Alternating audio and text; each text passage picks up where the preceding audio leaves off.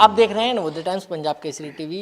देश के अंदर कोरोना वायरस के मामले लगातार बढ़ते जा रहे हैं। पहले कहा जा रहा था कि गर्मी के सीजन में जो कोरोना वायरस के सिम्टम्स हैं ये काफ़ी कम हो जाएंगे, लेकिन अब लगातार बढ़ते जा रहे हैं और आने वाला मौसम मानसून का है, तो कहा ही जा रहा है कि मानसून में भी जो कोरोना वायरस है ये तेज़ी से बढ़ेगा। हमारे साथ मेडिकल एक्सपर्ट हैं डॉक्टर सग्गू साहब, जिस तरीके से कहा जा रहा है कि बरसात आने वाली है और ये जो सिम्टम्स हैं ये बढ़ेंगे, आपका क्या अनुमान है? बेसिकली अगर हम बात करते हैं, हम इसको समझने की कोशिश करें कि इसका इन्फेक्शन स्प्रेड कैसे होता है, तो इसमें दो फैक्टर होते हैं। एक तो वायरस होता है क्योंकि इसी ने आगे डिजीज़ करना है, और दूसरा ड्रॉपलेट जिसके थ्रू ये फैलता है।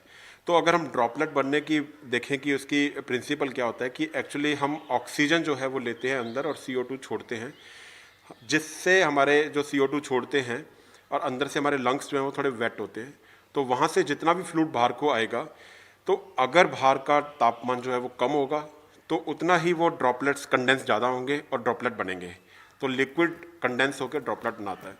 तो जैसे बाहर का तापमान कम हो या फिर उसकी ह्यूमिडिटी यानी कि नमी उसकी ज़्यादा हो, तो जितनी नमी ज़्यादा होगी और टेम्परेचर कम होगा, ठंडा मौसम होगा, तो ड्रॉपलेट्स ज़्यादा बनेंगे और ज़्यादा टाइम तक वो ड्रॉपलेट स्टे कर सकते हैं एनवायरनमेंट में, और उसमें वायरस भी स्टे कर सकता है। तो इन्फेक्शन जो है चांसेस बढ़ जाते हैं।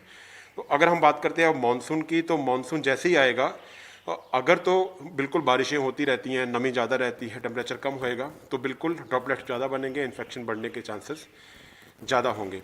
अगर बीच बीच में सूरज भी निकल जाता है, सूरज भी ज़्यादा होगा, तो अगर उसकी ह्यूमिडिटी को कम करता जाएगा, टेम्परेचर बढ़ता जाएगा, फिर भी इन्फेक्शन कंट्रोल रहेगा। अगर बीच बीच में सूरज नहीं निकलेगा, बारिश लगातार होती रहेगी, तो इन्फेक्शन के चांसेस बढ़ेंगे। और दूसरा, जो मानसून जैसे ही आता है तो बहुत सारी चीज़ें अपने साथ लेके आता है, जैसे वाटर लॉगिंग हो जाती है, पानी रुक जाता है, ठीक है, कई बार जो है वो क्लाउड बस्ट होते हैं, है ना, और लैंडस्लाइड्स होते हैं। तो ऐसी सारी चीज़ें आने वाले टाइम में होने वाली है। हमने देखा भी है, काफ़ी स्टॉर्म्स आए हैं, मुंबई में भी आए हैं, केरला में भी। तो जो हमारा वेस्ट कोस्ट है वहाँ से स्टार्ट होता है, जैसे केरला है, महाराष्ट्र है, और उसके बाद में गुजरात है। तो ये सारे जो स्टेट्स प्रभावित हैं, और तकरीबन यहाँ पे 50% टोटल केसेस हैं पूरे इंडिया के, इन कुछ 4-5 स्टेट्स में जो कि कोस्ट के, वेस्ट कोस्ट के अलॉन्ग हैं। तो वहाँ पे अगर ऐसी नमी बढ़ेगी तो वहाँ पे चांसेस है कि वहाँ पे केसेस जो है बढ़ेंगे। जैसे ही मानसून आता है तो कहीं पे भी वेक्टर बॉर्न डिजीज़ जितने भी होते हैं, जैसे जो कि मच्छर से फैलते हैं, जैसे डेंगू है, और एलर्जिक डिजीज़ जो होते हैं, जो कि एलर्जी से होते हैं, क्योंकि छींकें ज़्यादा आती हैं, उस टाइम पे एलर्जी ज़्यादा होती है पेशेंट्स को, तो ऐसी तरह की बीमारियां बढ़ती हैं। ये हमने देखा है, ये हर साल का ट्रेंड ऐसा ही रहता है। तो इस बार भी मानसून के बाद ऐसा ही होने वाला है। और ये क्या करता है एक्चुअली, ये सब डिजीज़ जैसे ही बढ़ेंगे, हम कहते हैं कि मानसून डिजास्टर्स और डिजीज़ को लेके आता है, और वो ये दोनों चीज़ें जो हैं हमारे हेल्थ केयर इंफ्रास्ट्रक्चर को ओवररन कर देते हैं। ऑलरेडी हमारे पास इंफ्रास्ट्रक्चर इतना नहीं है, अभी कोविड की वजह से बहुत कम हो गया है हमारे पास, इतने ऑलरेडी ऑलरन चल रहा है हमारा ये। तो अगर ये और बर्डन इंफ्रास्ट्रक्चर पे आएगा तो हमारा हेल्थ केयर सिस्टम और ख़राब हो जाएगा, और फिर हमें कोविड से लड़ने को मेरे को लगता नहीं कि उतना ज़्यादा इंफ्रास्ट्रक्चर हमारे पास होगा। तो दोनों चीज़ों में प्रॉब्लम आ सकती है, केसेस भी बढ़ सकते हैं, और बाकी सब केसेस नॉन कोविड भी अगर बढ़ेंगे, इन्फेक्शियस डिजीज़, तो उससे हमारा इंफ्रास्ट्रक्चर भी डाउन जा सकता है। सग्गू साहब, जिस तरीके से मानसून के दौरान बहुत सारी बीमारियां भी आती हैं, मलेरिया हो गया और दूसरी जो बीमारियां हैं, बुखार हो गया, तो लोगों में एक भ्रम पैदा होगा कि यार मेरे को कहीं कोविड तो नहीं है।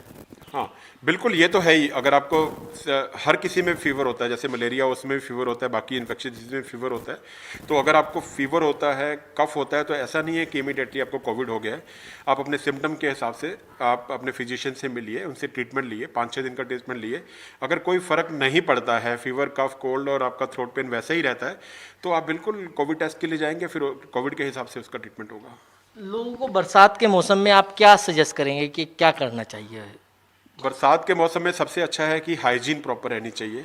आप ऐसे प्लेग्राउंड्स में ज़्यादा ना जाएं जहाँ पे पानी, वाटर लॉगिंग ज़्यादा जहाँ पे हो। जितना ज़्यादा हम सफाई का ध्यान रखेंगे, जितना हमारा स्टैंडिंग वाटर जो है, एक खड़ा हुआ पानी कम होगा, अपने जैसे कूलर है और बाकी सब चीज़ें, उनको अच्छे से क्लीन करें। बालकनी में पानी खड़ा ना हो, वहाँ पे उसको अच्छे से साफ़ करें।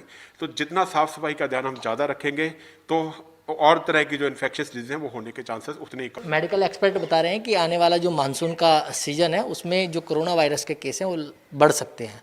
दिल्ली से कमल कुमार कंसल, नवोदय टाइम्स पंजाब केसरी टीवी।